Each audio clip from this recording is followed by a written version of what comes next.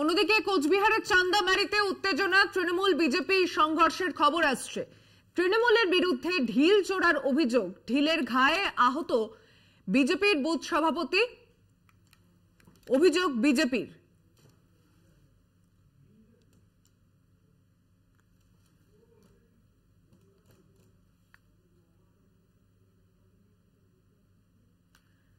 তৃণমূলের বিরুদ্ধে ঢিল ছোড়ার অভিযোগ, কোচবিহারের চান্দামারিতে তৃণমূল বিজেপি সংঘর্ষে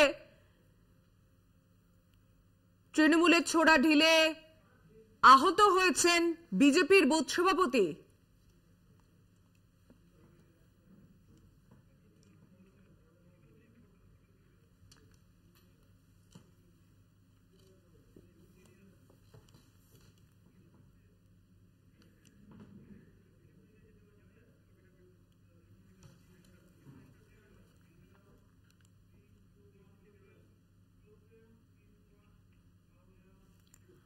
ভোটের দিন উত্তপ্ত দিনহাটার ভেটাগুড়ি, তৃণমূলের ব্লক সভাপতিকে সেখানে মারধর করার অভিযোগ উঠছে বিজেপি আশ্রিত দুষ্কৃতীদের বিরুদ্ধে। অভিযোগ, আক্রান্তকে দেখতে হাসপাতালে যান উদয়ন গুহ।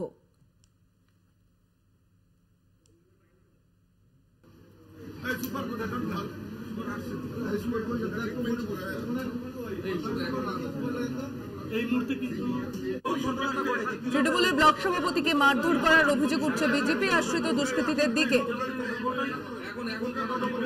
ভেটাগুড়িতে সেখানে বিজেপি আশ্রিত দুষ্কৃতীদের বিরুদ্ধে অভিযোগ তুলছে তৃণমূল। আক্রান্তকে দেখতে হাসপাতালে যান উদয়ন গুহ। কি বলেছেন শুনবো। পুরো মেরেছে, প্রথমেই ওকে যাওয়ার পরেই ওকে অ্যাটাক করা হয়েছে, ওর মোবাইল কেড়ে নেওয়া হয়েছে। আমি এখন বলতে বাধ্য হচ্ছি যে কমিশন নিরপেক্ষ কিছু নেই, প্লাস হচ্ছে পুলিশকে একদম ইনঅ্যাক্টিভ করে দিয়েছে, দিয়ে এইগুলো চালাচ্ছে। পুলিশকে ভয় দেখিয়ে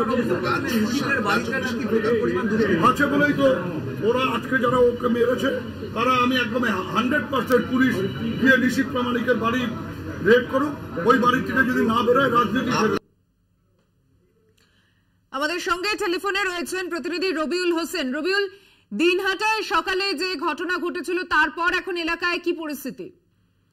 দেখো সুশান্তী, আজকে দিনহাটায় একদম ভোট গ্রহণ শুরু হওয়ার এক ঘন্টার মধ্যেই তৃণমূলের দিনহাটা 1 নং ব্লক বি যিনি সভাপতি রয়েছেন অনন্ত বর্মন, তিনি যখন তার বাবাকে নিয়ে ভেটাগুড়ি লাল বাহাদুর শাস্ত্রী উচ্চ বিদ্যালয়ে ভোটদান করতে যাচ্ছিলেন, ঠিক সেই সময় কিন্তু তৃণমূলের অভিযোগ যে তার উপর অতর্কিত হামলা চালায় স্থানীয় বিজেপি আশ্রিত বেশ কয়েকজন দুষ্কৃতী এবং তাকে বেধড়ক মারধর করে এবং তার হাতে মোবাইল থেকে একাধিক জিনিস ছিনিয়ে নেয়। যদিও সেই ঘটনার পরে ইতিমধ্যেই কিন্তু উত্তরবঙ্গ উন্নয়ন দপ্তরের মধ্যে হাসপাতালে ছুটে এসে সে অনন্তর সঙ্গে কথা বলেছেন এবং তার উন্নত চিকিৎসার ব্যবস্থা করেছেন।